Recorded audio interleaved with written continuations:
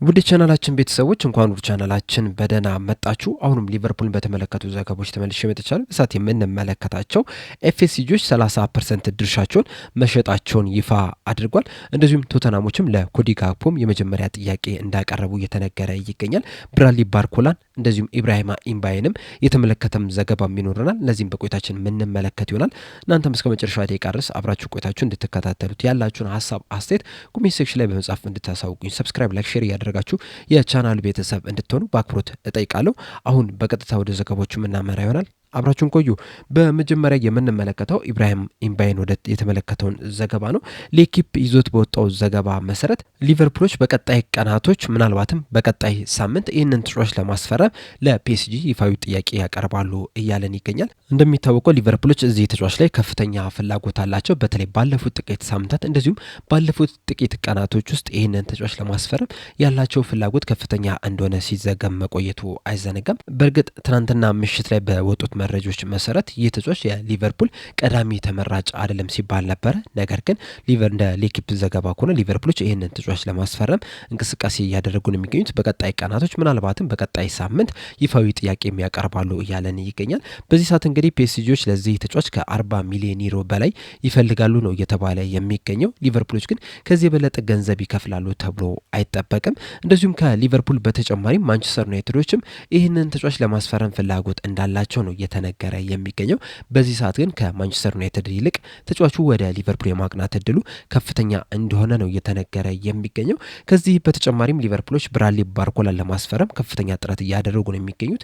ሌኪፕ ይዞት በወጣው ዘገባ መሰረትም ይህንን ጥረታቸውን በቀጣይ ቀናቶች ምናልባት በቀጣይ ሳምንትም በጣም እንደሚገፉበት ነው እየተነገረ የሚገኘው። በተጨማሪም ሌላኛው የፈረንሳይ ጋዜጣ የሆነው ላፓራሲያን ይዞት በወጣው ዘገባ መሰረት በቀጣይ ቀናቶች ውስጥ ይህ ተጫዋች ክለብ ይቀይራል እያሉን ይገኛሉ። እንደሚታወቀው የ2026 የክረምት የዝውውር መስኮት ከተከፈተ ጀምሮ ሊቨርፑሎች ይህንን ተጫዋች ለማስፈረም የተለያዩ እንቅስቃሴዎችን እያደረጉ ነው የሚገኙት። ካለፈው ሳምንት ጀምሮም ከፒኤስጂ ጋር ቀጥተኛ ንግግር እያደረጉ እንደሆነ ነው እየተነገረ የሚገኘው። ጠዋት ላይም በሰራውላችሁ ፕሮግራም ላይም እንደነገርኳችሁ ፋብሪዚዮ ሮማኖ እንደዘገበውም በትናንትና ዕለትም ይህ ስብሰባም አድርገው ነበር። ውይይቶችንም እንዳደረጉ ነው እየተነገረ የሚገኘው። እናም ከዚህ በኋላም እንግዲህ በተለይ በቀጣይ ሳምንት ይህንን ተጫዋች ለማስፈረም ከፍተኛ ጥረታቸውን ይጨምራሉ ተብሎ ይጠበቃል። በተለይ ፒኤስጂዎች ፌራን ቶሬዝ ለማስፈረም ከስምምነት ላይ ደርሷል። በተጨማሪም በዛሬው ዕለት ፋብሪዚዮ ሮማኖ ይዞት በወጣው ዘገባ መሰረት ፒኤስጂዎች የአክስ ተጫዋች የሆነውን ሚኪ ጉድን ለማስፈረም ከስምምነት ላይ ደርሷል። በቅርቡም ይህንን ተጫዋች ማስፈረማቸውን ይፋ ያደርጋሉ እያለን ይገኛል። እናም በአጠቃላይ በዚህ የክረምቱ የዝውውር መስኮት ማግነስ አኩላቺ፣ ፌራን ቶሬዝ እንደዚሁም ደግሞ ሚካ ጉዲትን ማስፈረማቸውን የሚያረጋግጡ ይሆናልና የነዚህ የሶስት የክንፍ ተጫዋቾች መፈረም ደግሞ ለብራድሊ ባርኮላ ከክለቡ እንዲለቅ መንገድ ይከፍትለታል ተብሎ ይጠበቃል። በዚህ ሰዓትም እንግዲህ ሊቨርፑሎች ደግሞ ይህንን ተጫዋች ለማስፈረም ከፍተኛ ፍላጎት አላቸው። ተጫዋቹም ወደ ሊቨርፑል ለመዘዋወር ፍላጎት እንዳለው ነው እየተነገረ የሚገኘውና በዚህ ምክንያት ምናልባትም በቀጣይ ሳምንት ይህ ተጫዋች ወደ ሊቨርፑል ሊዘዋወር የሚችልበት እድል እንዳለ እየተነገረ ይገኛል። በእርግጥ ፒኤስጂዎች ይህንን ተጫዋች ለመሸጥ 145 ሚሊዮን ፓውንድ ይፈልጋሉ ሲባል ነበረ። ነገር ግን የነዚህ ሶስት ተጫዋቾች መፈረም ምናልባትም ሂሳባቸውን ሊያስቀንሰው ይችላል ነው እየተባለ የሚገኘውና ባነሰ ሂሳብ ሊቨርፑሎች ይህንን ተጫዋች ሲያስፈርሙ ልንመለከት እንችላለን።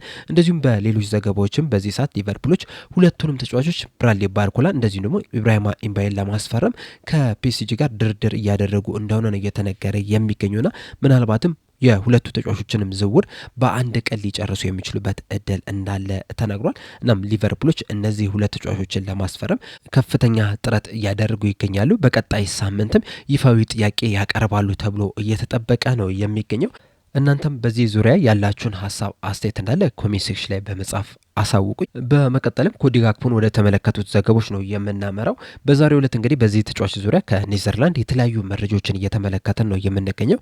አንደኛው መረጃ እንደተናገረው ከሆነ ቶተናሞች ይህንን ተጫዋች ለማስፈር የ60 ሚሊዮን ፓውንድ ጥያቄ አቅርቧል እየተባለ ይገኛል። እንደሚታወቀው ቶተናሞች የዝውውር መስኮቱ ልክ እንደተከፈተ መጀመሪያ ላይ ትኩረታቸውን አድርገው የነበረው የተከላካይ መስመሩን ማደስ ነው። ያንን ካደረጉ በኋላ ግን አሁን ላይ ፊታቸውን ወደ አጥቂ ክፍሉ እንዳዞሩ ነው እየተነገረ የሚገኘው። እናም በዚህ ሰዓትም እንግዲህ የሊቨርፑልን ኮዲ ጋክፖ እንደዚሁም የማንቸስተር ሲቲውን ሳቪኒዮን ለማስፈረም ከፍተኛ ጥረት እያደረጉ ነው የሚገኙት። እናም በዛሬው ዕለት ከኔዘርላንድ በወጡት መረጆች መሰረት ከሆነ ቶተናሞች ኮዲ ጋክፖን ለማስፈረም የ60 ሚሊዮን ፓውንድ ጥያቄ አቅርበዋል እያለን ይገኛል። በእርግጥ ይሄ ጥያቄያቸው በሊቨርፑል ውድቅ ይደረጋል ተብሎ ይጠበቃል። ምክንያቱም ደግሞ ሊቨርፑሎች ይህንን ተጫዋች 70ና ከዛ በላይ ያወጣል ብለው ነው ሂሳብ የለጠፉበትና ያ ነገር እስከሚሳካ ድረስ ይህንን ተጫዋች ለመልቀቅ ፈቃደኛ ይሆናሉ ተብሎ አይጠበቅም። ከዛ በተጨማሪም ለሱ ምትክ የሚሆን ተጫዋችን ካላመጡም ይህንን ተጫዋች ለመልቀቅ ፈቃደኛ እንዳልሆኑ እየተነገረ የሚገኙና ምናልባትም ቶተናሞች እዚህ ተጫዋች ላይ ፍላጎት ቢኖራቸውም እንኳን ራሱ ሊቨርፑሎች ለሱ ተተኪ ተጫዋች እስከሚያመጡ ድረስ እንደዚሁም ሊቨርፑሎች የሚፈልጉትን ያህል ሂሳብ እስከሚያቀርቡ ድረስ ተጫዋቹን ሊያስፈርሙ የሚችሉበት እድል እንዳለ ነው እየተነገረ የሚገኘው። ከዛ በተጨማሪም እንግዲህ የተጫዋች በግል ጉዳዮች ዙሪያ ከቶተናም ጋር እንደተስማማም ነው እየተነገረ የሚገኘው። በእርግጥ ከኔዘርላንድ የወጡት መረጃዎች ይህንን ቢሉ እንኳን ራሱ የስካይ ስፖርት ጀርመኒ ዘጋቢ የሆነው ፍሎሪን ፕላተንበርግ ይዞት በወጣው ዘገባ መሰረት ከሆነ ቶተናሞች ኮዲ ጋክፖን ለማስፈረም ከፍተኛ ፍላጎት አላቸው። ከሊቨርፑል ጋርም ንግግር ጀምሯል። ነገር ግን ደግሞ በግል ጥቅማ ጥቅሞች ዙሪያ ከኮዲ ጋክፖ ጋር ከስምምነት ላይ አልደረሱም እያለ ነው የሚገኘውና ከኔዘርላንድ የወጡትን ዘገቦች እንግዲህ ውድቅ እያደረገ ይገኛል። እንደ አጠቃላይ ከተመለከተን ግን በዚህ ሰዓት ላይ ቶተናሞች ይህንን ተጫዋች ለማስፈረም እንቅስቃሴ ጀምሯል። እንደዚሁም ካለፉት ጥቂት ቀናቶች ጀምሮም ደግሞ ከሊቨርፑል ጋር ቀጥተኛ ግንኙነት እንደጀመሩ ነው እየተነገረ የሚገኘው። ሊቨርፑሎችም እንግዲህ በዚህ የክረምቱ የዝውውር መስኮት በዚህ ተጫዋች ዙሪያ 10 ጊዜ ነው ሀሳባቸውን እየቀየሩ የሚገኙት። መጀመሪያ ላይ ተጫዋቹን ለመልቀቅ ፈቃደኛ ነበሩ። ከዛ ሀሳባቸውን ቀይረው አይለቅም አሉ። ከዛ በኋላም እንግዲህ ይለቃል እየተባለ ነው የሚገኘውና በዚህ ሰዓትም እንግዲህ የተጫዋች ከሊቨርፑል እንደሚለቅ ነው እየተነገረ የሚገኘው። ነገር ግን ሊቨርፑሎች ይህንን ተጫዋች ለመልቀቅ ቅድም እንዳልኳችሁ በመጀመሪያ ደረጃ ተገቢው ሂሳብ ሊቀርብላቸው ይገባል። ሁለተኛ ደረጃ ደግሞ ለሱ ምትክ ማምጣት መቻል አለባቸው። እነዚህን እስካላሳኩ ድረስ ይህንን ተጫዋች ለመልቀቅ ምንም አይነት ፍላጎት የላቸውም ነው እየተባለ የሚገኘው። ለዛም ነው እንግዲህ ሊቨርፑሎች በዚህ ሰዓት ሁለት የክንፍ ተጫዋቾችን ለማስፈረም ጥረት እያደረጉ የሚገኙት። ቅድም እንዳልኳችሁ እንግዲህ ብራድሊ ባርኮላንና ኢብራሂማ ኢምባዬን ከፒኤስጂ ለማስፈረም ከፍተኛ ጥረት እያደረጉ ይገኛል እና ምናልባትም እነዚህን ሁለት ተጫዋቾች ማስፈረም የሚችሉ ከሆነ ኮዲ ጋክፖን ሊለቁ የሚችሉበት እድል እንዳለ ነው እየተነገረ የሚገኘው። በተጨማሪም ግን ሊቨርፑሎች ከዚህ ተጫዋች ከ70 እስከ 75 ሚሊዮን ፓውንድ ድረስ እንደሚፈልጉ እየተዘገበ ይገኛል። ቶተናሞችም ለዚህ ተጫዋች እስከ 70 ሚሊዮን ፓውንድ ለመክፈል ፈቃደኛ እንደሆኑ ነው እየተነገረ የሚገኘው። በተለይ ሳቪኒዮን ከማንቸስተር ሲቲ ለማስፈረም 70 ሚሊዮን ፓውንድ አካባቢ ጥያቄ እንዳቀረቡ እየተነገረ ይገኛልና ለኮዲ ጋክፖ ይህን ያህል ገንዘብ ማውጣት ይከብዳቸዋል ተብሎ አይጠበቅም። በተለይ ከሳቪኒዮ አንጻር ኮዲ ጋክፖ ልምድ ያለው ተጫዋች ነው። ከሊቨርፑል ጋርም 2024-25 የውድድር ዘመን ላይ የፕሪሚየር ሊግ ዋንጫ ማንሳት ችሏል። በዛ ዓመትም እንግዲህ ድንቅ የሚባል እንቅስቃሴን ሲያደርግ መመልከት ችለናልና ወሳኝ ሚና በቶተናም ቤት መጮት የሚችል ተጫዋች እንደመሆኑ 70 ሚሊዮን ፓውንድ ይከብዳቸዋል ተብሎ አይጠበቅም። እናም በዚህ ሰዓት እንግዲህ ኮዲ ጋክፖ ከሊቨርፑል የመልቀቅ እድሉ እየጨመረ እየመጣ ነው የሚገኘው እና ምናልባትም የዝውውር መስኮቱ ከመዘጋቱ በፊትም ሊቨርፑልን ለቆ ልንመለከት የምንችልበት እድል አለ።